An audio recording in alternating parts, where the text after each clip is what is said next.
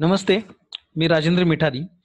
आज discount related एक दोन सेटिंग्स आपण बघणार आहे. समजा इथं आपण सेल्स किंवा परचेस जो आपण आयटम वाईज एंटर करणार आहे, तर याच्यामध्ये काही डिस्काउंट्स आपण कसे देतो बघा. सपोज इथं पार्टीचे मास्टर सिलेक्ट केला, ठीक आहे. इथं आपण एक दोन आयटम बनवलेत. एक 12% आयटम आहे. सपोज 10 क्वांटिटी ₹100 रेट आहे.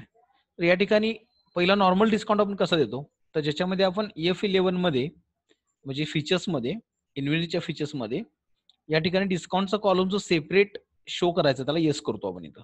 हा एक रेग्युलर डिस्काउंट झाला, ज्याच्यामध्ये आपण इथं 2% किंवा 3% जो काही डिस्काउंट आहे त्या पर्टिक्युलर आयटमसाठी तो अकाउंट फॉर करतो. आता या ठिकाणी काय होतं की 2% डिस्काउंट म्हणजे 100 मधले ₹98 झाले, म्हणजे रिमेनिंग व्हॅल्यू म्हणजे 10 पीसची व्हॅल्यू माझी ₹980 झाली. तर या डिस्काउंटचं सेपरेटली अकाउंटिंग होत नाही. म्हणजे या आयटमची जी काही व्हॅल्यू आहे इनवर्ड किंवा आउटवर्ड जे काही कॉस्टिंग आहे ते या प्राइसनं डायरेक्ट झालेलं आहे.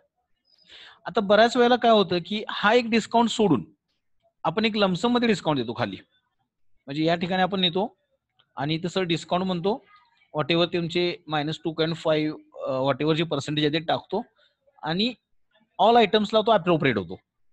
म्हणजे समजा मी या ठिकाणी आता एक दुसरा आयटम पण घेतला 5% आणि या ठिकाणी परत एक 5 क्वांटिटी घेतली आणि समजा एक ₹600 रेट घेतला.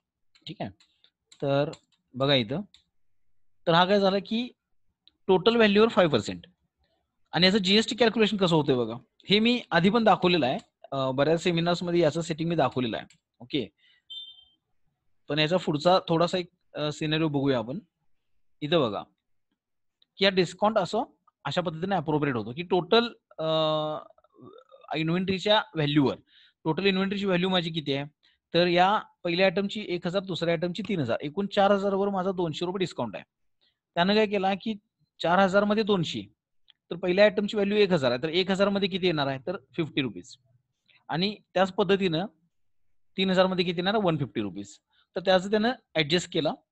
याला म्हणतात अप्रोप्रिएट, म्हणजे अप्रोप्रिएट झाला तो, की त्याचं कॅल्क्युलेशन्स जे आहे त्या पद्धतीने म्हणजे ₹1000 आयटम असून सुद्धा ₹50 वजा करून 950 वर कॅल्क्युलेट केला. ओके. तर हा एक डिस्काउंट आहे.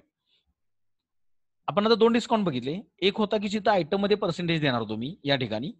ओके. आणि दुसरा होता की मी खाली दिला. आता याही पेक्षा एक डिस्काउंटची गरज पडते. बऱ्याच लोकांची डिमांड होती मागच्या महिन्यापासून, की हा डिस्काउंट कसा द्यायचा सांगा. तर इथं बघा आपण परत एकदा सेम सिच्युएशन आहे. आयटम आहेत. इथं समजा मी 10 पीसेस घेतले. ओके 100. आता असं आहे, की ही जी विंडो आहे, ही डिस्काउंट जो विचारतोय, हा पर आयटम डिस्काउंट विचारतो. मग मगाशी आपण काय केलं होतं, की खाली आपण 5% डिस्काउंट दिला. व्हॉटएव्हर तुम्ही 2% देताय, 3% देताय, तर तो पूर्ण आयटम्सवर कॉमन पद्धतीनं डिस्काउंट झाला. आता मला असं हवंय, की एका आयटमला द्यायचा आहे, एका आयटमला द्यायचं नाहीये. ओके. तर ते इथं सुद्धा होऊ शकतं. या ठिकाणी सुद्धा होऊ शकतं. पण इथं काय होतं, की ओन्ली पर्सेंटेज अलाउड आहे. अमाउंट अलाउड नाही आहे. तर अमाउंटसाठी काय करायचं बघा.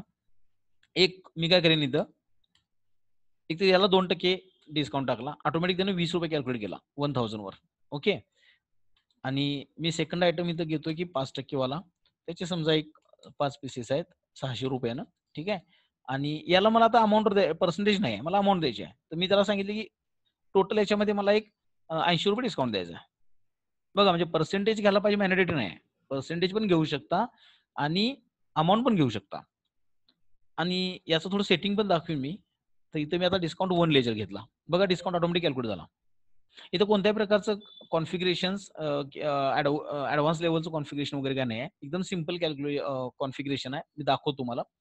तर इथं बघा कॅल्क्युलेशन कसं झालेलं आहे जीएसटीचं. CGST and SGST. ठीक आहे. एनालिसिस बघा.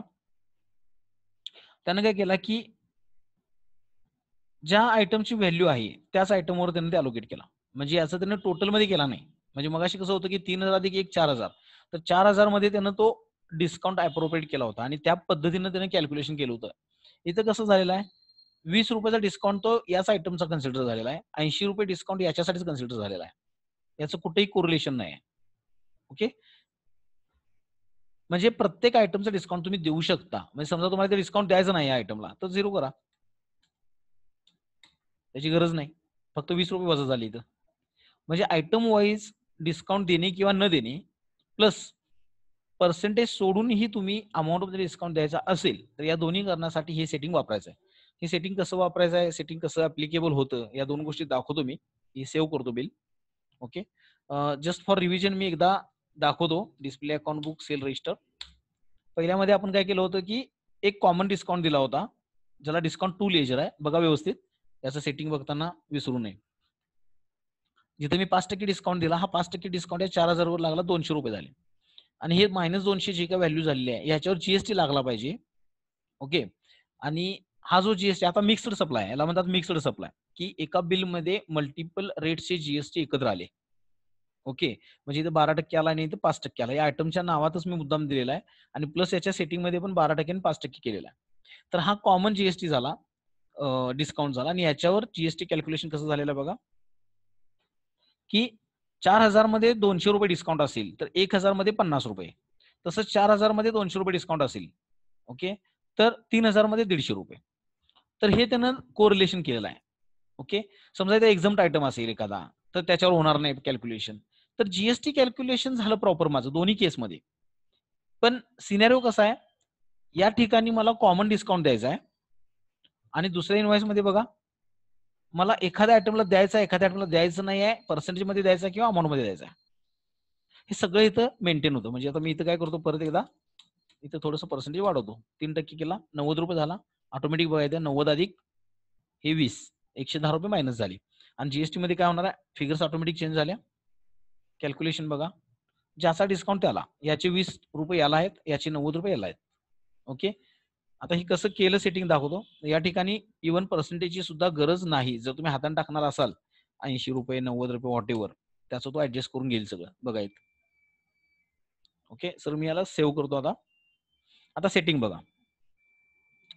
हे येण्यासाठी काय करायचं आहे, डिस्काउंट पर पीस पर आयटम त्यानं विचारण्यासाठी कोणत्याही व्हाउचरवर F12 प्रेस करा. एकदा वन टाइम, दोनदा. म्हणजे फर्स्ट F12 वर तो सांगतोय की काही सेटिंग्स अजून आहेत. परत F12 प्रेस करा. या ठिकाणी बघा, activate cash oblique trade discount, याला येस करा. ओके. याच्यानंतर डिस्काउंटच्या लेजरचं सेटिंग बघा कसं आहे. कंट्रोल एंटर दाबला मॉडिफाय करण्यासाठी. ग्रुपिंग तुम्ही काही ठेवा. या ठिकाणी तुम्ही टाइप ऑफ लेजर विचारतो, याला तुम्ही डिस्काउंट घ्या. याला डिस्काउंट घेतल्या घेतल्या खालचं सेटिंग येणार नाही, हे विचारणारच नाही सेटिंग. याचा अर्थ काय, तो जो डिस्काउंट आहे तो त्या आयटमला ऍप्लिकेबल होणार आहे. ठीक आहे. सेव्ह. ठीक आहे. आता डिस्काउंट टूचं सेटिंग बघा, हे जे आहे याच्यामध्ये आपण कॉमन दिला होता, इथं काही घेतलेलं नाही, नॉट ऍप्लिकेबल. इथं आपण हे सेटिंग माहिती आहे सर्वांना, बऱ्यापैकी हे कॉमनली वापरतात. इथं नॉट ऍप्लिकेबल करायचं, कारण आपण मिक्सड सप्लाय मध्ये असेल तर डिस्काउंटला एकच जीएसटी असू शकत नाही, वेगवेगळा जीएसटी असणार. नॉट ऍप्लिकेबल करायचं, जीएसटी गुड्सवर अप्रोप्रिएट करायचा का सर्व्हिसवर का बोथ. ओके. याच्या संदर्भात मी बऱ्याच वेळा सेशन्स घेतलेले आहेत. नाही समजलं तर तुम्ही कॉमेंट्स करा, त्याला परत एक सेशन घेता येईल. ओके. क्वांटिटी बेस्ड की व्हॅल्यू बेस्ड. ओके. काही वेळेला अमाऊंटच्या ऐवजी क्वांटिटी बेस्ड पण असू शकतो. याची सुद्धा तुम्ही रिक्वायरमेंट असेल तर परत शेअर करू शकता. ऍक्सेप्ट. ओके. याचं सेटिंग. आणि याला आपण इथं टाइप ऑफ डिस्काउंट घेत नाही, टाइप ऑफ लेजर डिस्काउंट हे घेत नाही, इथं नॉट ऍप्लिकेबल करतोय आणि त्या लेजरला आपण घेतलेलं आहे. ओके. इतकं सोपं सिंपल सेटिंग आहे. स्टॉकचा इफेक्ट पण बघा लगेच. या आयटमची व्हॅल्यू बघा. ओके. त्याचं प्राइसिंग बघा 100, सेकंडचं बघा 100.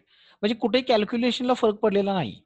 रिपोर्टचं जे काही कॅल्क्युलेशन्स आहेत, स्टॉकचे रिपोर्ट्स किंवा आउटवर्ड रिपोर्ट्स किंवा तुम्ही रजिस्टर्स प्रिंट कराल, त्याला कुठेही फरक पडणार नाही. फक्त डिस्काउंट कसा द्यायचा आहे त्या पद्धतीने हे कॉन्फिगरेशन करायचं. ओके. Thank you.